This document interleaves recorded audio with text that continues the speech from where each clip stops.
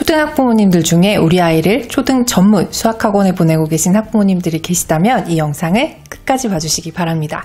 안녕하세요. 대한민국 학부모를 위한 실천적인 교육 전문 채널 교집합 스튜디오에 오신 것을 환영합니다. 저는 수학교육하는 수단쌤입니다. 오늘은 우리 초등아이 수학학원에 대해서 얘기를 좀 해보려고 합니다. 제가 과거에도 학원에 대해서 얘기는 많이 들었었어요.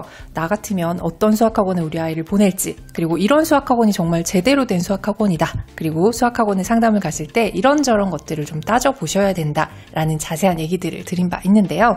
혹시 그 영상을 못 보신 분들은 이 영상들을 참고하시면 좋겠습니다. 초등아이가 다니는 학원은 여러 종류들이 있습니다. 일단은 전과목 학원에서 수학을 봐주는 형태일 수도 있고요. 그리고 공부방, 그리고 교습소, 그리고 학원이 규모가 좀 작아서 동네 학원이라던가 아니면 규모가 큰 대형 학원에 보내시는 경우들도 있겠죠.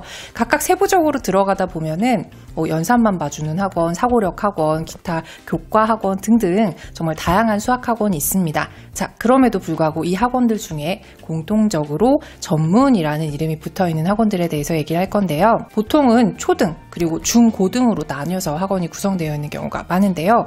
각각 학원에서 아이들의 수학 실력을 높이는 것 외에도 중요하게 생각하는 기능들이 있다고 저는 생각합니다. 대표적으로 초등에서는 아이들을 보육한다는 관점에서의 학원을 생각하시는 경우들이 많이 있고요. 중등 같은 경우에는 입시랑은 약간 거리가 있는 시기이기 때문에 이때는 어느 때보다도 시험 성적이 중요하다고 생각하시는 분들이 있고, 고등 전문학원은 시험 성적과 더불어서 입시와 관련된 수학학원에 보내시는 경우가 많죠. 근데 각각의 학원들이 큰 틀에서 하나의 로드맵을 바라보고 달려가면 굉장히 좋을 텐데 각각 시기적 이기주의에 빠져있는 경우들이 있기 때문에 제가 이 말씀을 드리는 겁니다. 수학은 각각 초등, 중등, 고등에 이르기까지 공부량, 그리고 난이도, 그리고 중요도가 각각 조금씩 달라지기 마련인데요. 당연히 고등학교로 올라갈수록 난이도와 양이 많아지고 중요도도 높아지는 것이 사실입니다.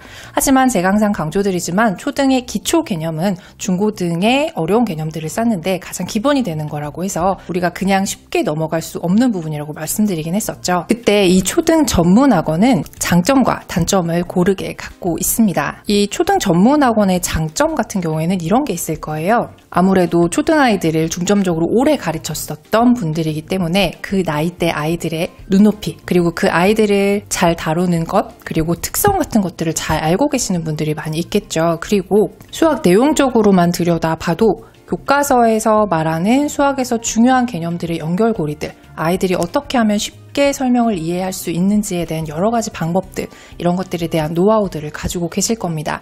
그래서 전문이라는 이름이 붙은 만큼 초등 수학에 관련돼서는 퍼펙트하게 가르쳐주는 곳이 바로 이런 초등 전문 학원일 수 있겠죠. 하지만 단점도 동시에 저는 존재한다고 생각하는데요. 그 단점이라는 것은 방금 말씀드린 장점의 또 다른 면이 초등에 너무 집중하는 이런 부분이라고 할 수 있습니다. 사실 초등 개념들이 굉장히 중요한 개념으로서 아이들 수학의 기초가 되고 그 내용들 위에 중고등을 쌓는 것은 당연한 일입니다만, 나중에 중고등으로 올라가서 생각해 봤을 때 그렇게까지 에너지를 많이 쓰면서까지 할 필요가 없었던 부분들마저도 시간을 많이 투자하는 경우들이 있어요. 이거는 다시 말해서 단기적인 목표에 집중한 거겠죠.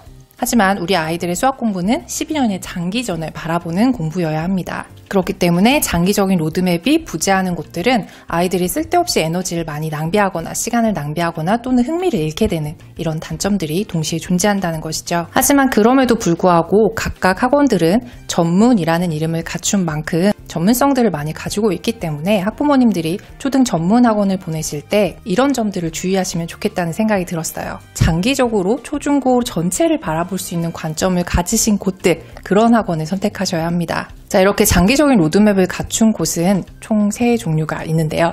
일단 첫 번째는 초중고를 고르게 가르쳐본 그런 선생님들이 계신 곳이라고 말씀드릴 수 있습니다. 초중고 아이들을 고르게 가르쳐본 선생님들의 안목을 믿어보시는 것이 일단 중요할 것 같고요. 두 번째는 지금 초등에 집중하고 계신 분들이라고 하더라도 고등수학이나 중등수학에 대해서 큰 관심을 가지고 그때 어떻게 우리 아이들의 학습이 연결될 수 있는지를 항상 고민하시는 그런 분들이 계십니다.